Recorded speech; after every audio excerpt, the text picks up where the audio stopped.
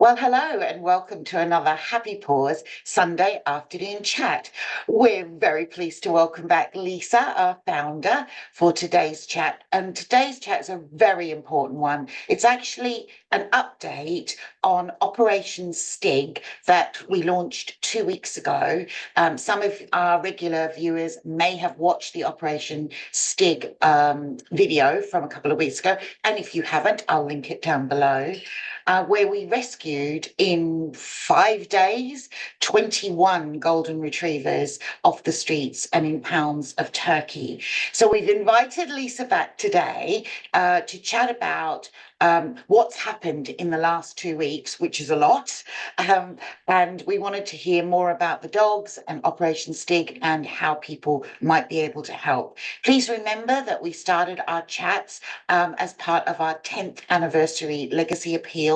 And if you would like to donate to that, I will leave the link in the description box below. And finally, please don't forget to like, subscribe and share this video so that we can grow our channel and let more people know about the work that we do for Goldens and other dogs with our rescue service. So Lisa, welcome back to the show. Yeah, hi Dominique, how are you? I'm all right. I'm all right. I'm so pleased you're here to talk about Operation STIG because it's really captured people's imagination and their passion.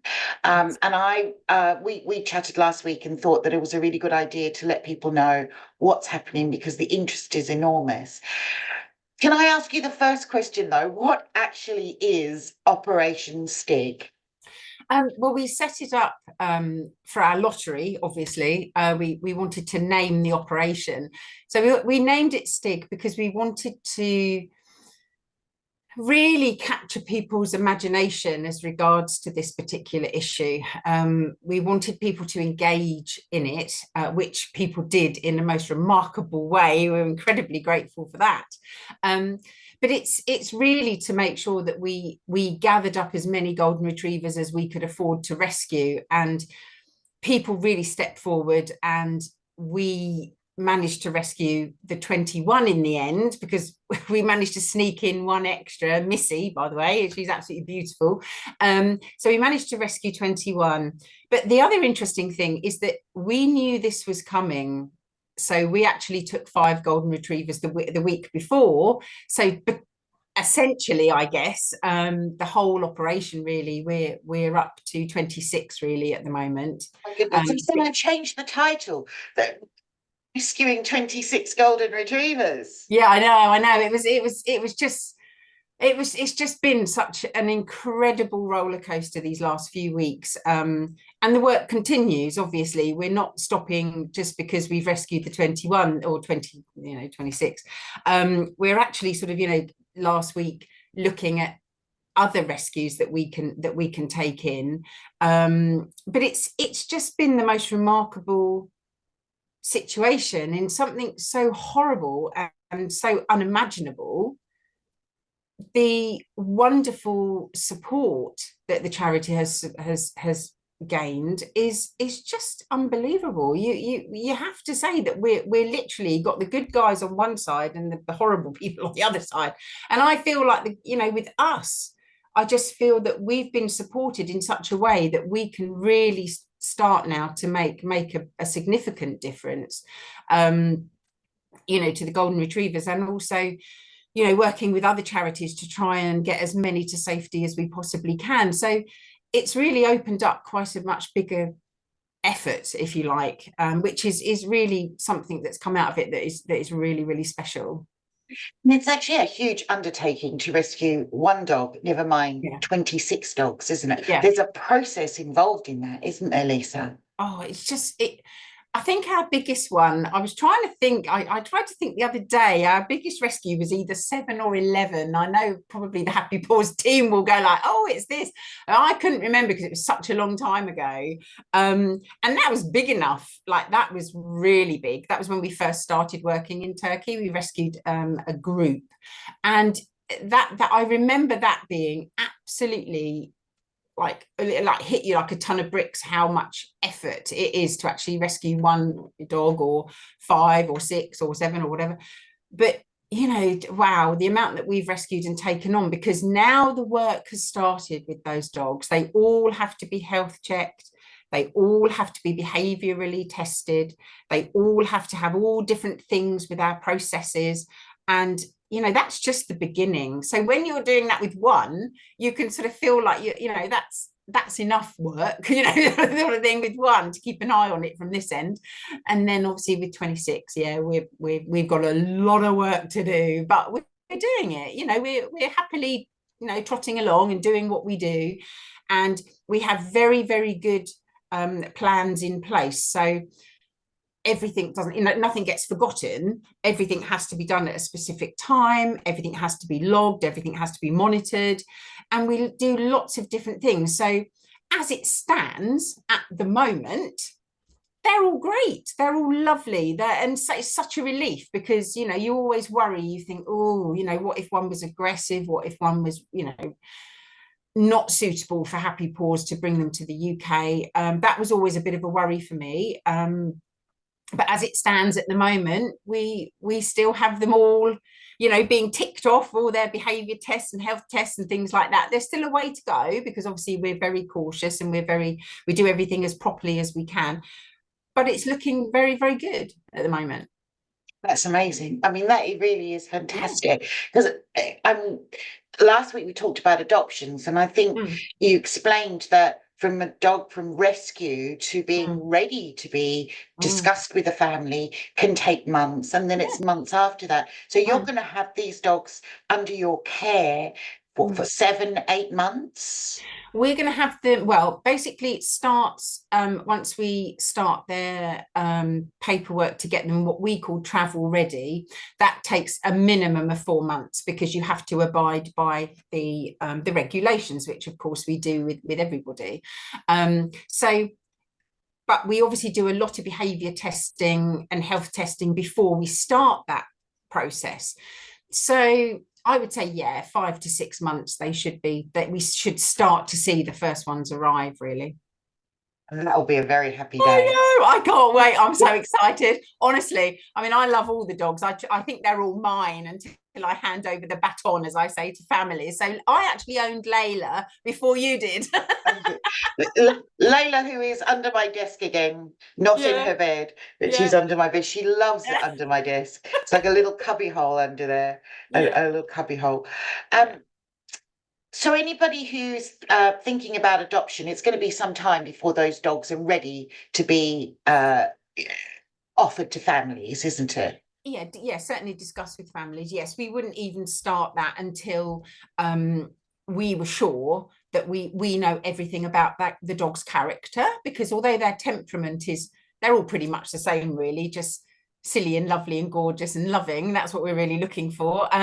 But they have to be placed, as we said last week, in the correct family. So we have to know everything there is to know. So that we like to have a good couple of months to really get to know their character, and then we can talk with earnest with a family or a potential family how they would fit into their family. So it's quite a matchmaking exercise, but it's one that's taken very, very seriously, as you know, and we want to get that right. We want to get it right. So that's the point, is that until we really know about these dogs and what they need, what they require, and what a family can offer, we probably won't be looking for their homes until, I would probably say, December, January time.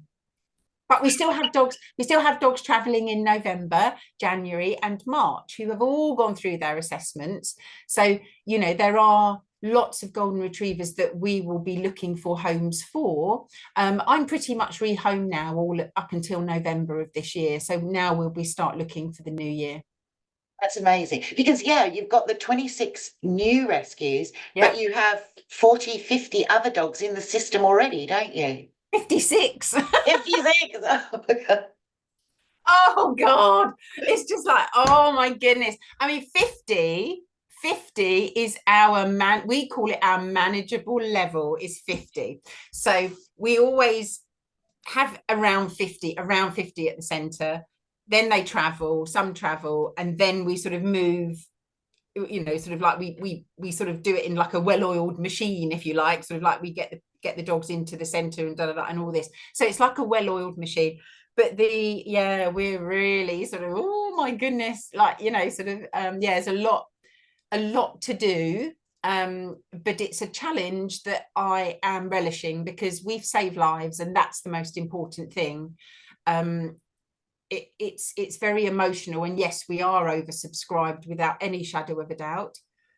But on the good side is that, you know, we know that the public, the Happy Paws supporters, are behind us, so that makes a huge difference. It really was quite overwhelming, the support for the lottery and the launch of Operation STIG. I mean, it was the biggest lottery we've ever done, isn't it? Oh yes, yeah, it was absolutely, I can only describe it as bonkers, but it was a good bonkers. It was just so lovely. And you know, obviously Anne, who does the rescue, runs the lottery for us. I think she nearly had a mental breakdown with it all, with all the, you know, but it was, you know, she was just so good. I mean, she just got on with the job and did it with her usual enthusiasm. But it was 5 days of absolute full on to make sure, because it's a big responsibility running a lottery. Obviously, we want to make sure that we get it right.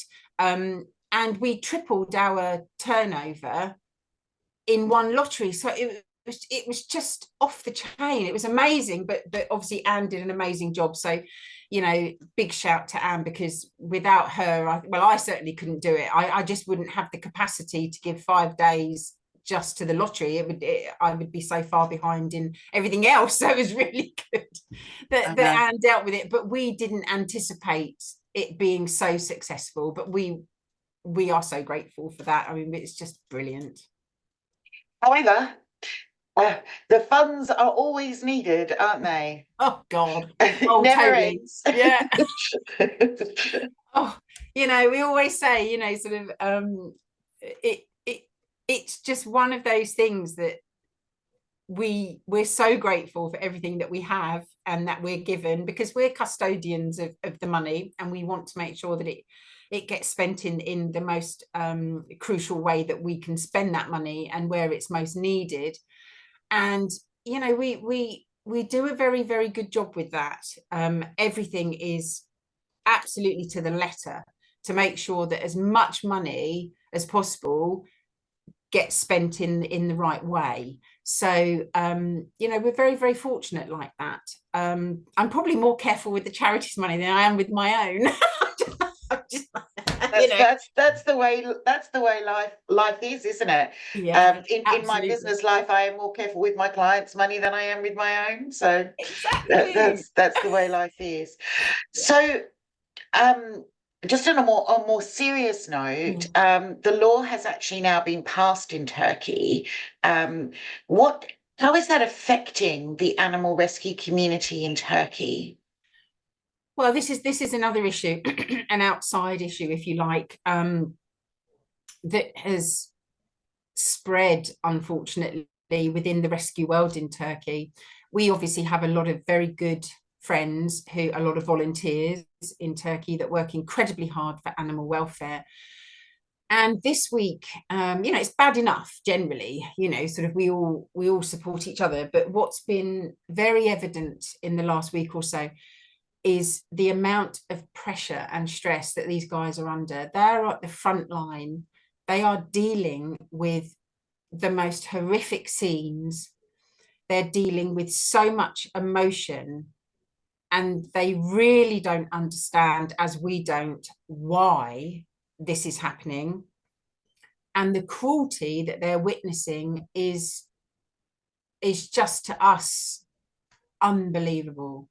So a lot of my week this week has actually been to support them, talk to them, almost counsel, I guess, you know, sort of to listen to how they're feeling, because it's so important that we take care of the good guys over there, because they are under an immense pressure. And I feel very much this last few weeks that my role as a boss, as a charity founder, whatever you want to call it, has really shifted into a very supportive role to make sure that they're okay. Because I mean, I can't even imagine. I mean, if I see somebody sort of doing in this country, if I saw somebody doing something horrible to a dog, like hitting it or something, I'd be absolutely fuming. I'd be furious. And I would have to step in because that would be my nature to do that. Of course. Imagine seeing dogs carted off to be killed. Imagine. I mean, you can't imagine because we'd never see it in this country. We would never see it. We would never see anything like what they're No, seeing. no. So I think that this week has been very important that I've stayed strong for them and allowed them an opportunity to really talk, and for me to try to give them the strength to keep going and just be well themselves, because it's just debilitating. It must be. And they see it every day, day in, day out. Yeah. So how can people listening, watching help? What do we need from them to help the situation for us? Well, I think the situation for us as Happy Paws is that we, as Happy Paws, we're very, very focused on what we can achieve. Obviously, in this country, we can't demonstrate really. Well, I guess we can, but I don't think that the government are really listening to their own people, sort of thing. So the thing is that I feel my time is much better served making sure that our rescue runs very, very well and tries to do as best we can with what we have. So it comes back down to funds again, which is always the case.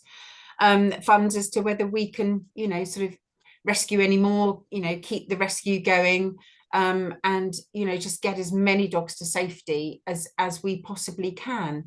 I'm actually working this week. I actually have a private funder, and we're actually trying to get two little ones out of a pound at the moment, to be continued. Hopefully you'll see. I don't want to say too much at the moment in case it doesn't happen, but we're fighting to get two little ones out, and one of which you'll be glad to know is a cocker spaniel. Oh, another cocker spaniel. You only have a few, don't you?